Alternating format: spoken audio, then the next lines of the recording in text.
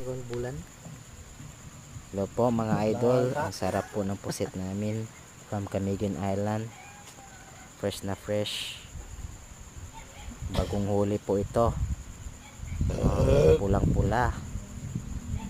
Masarap po ito po sa adobong pusit, kinilawang pusit, sinabawang pusit.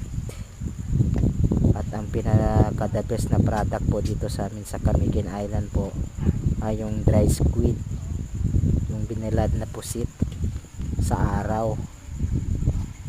Bago po ikat, kukunin yung mga lamang loob at ibibilad po yung pusit.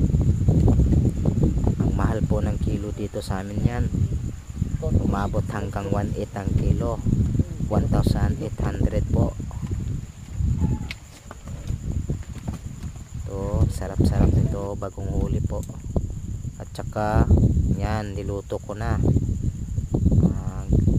Lulutuin ko pala ito ay adobong pusit po. Bawang, onion and garlic, asin, bensen. At yun, naluto ko na.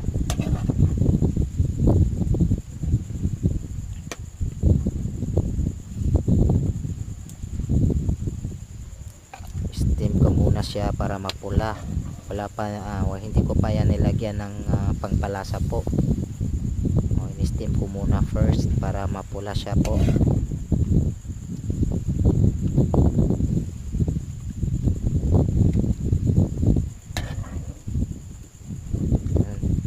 Kunin ko lang yung pusit at iiwan yung sabaw kasi magigisa. Tapos dyan gigisa ako ng mga lamas po, lamas.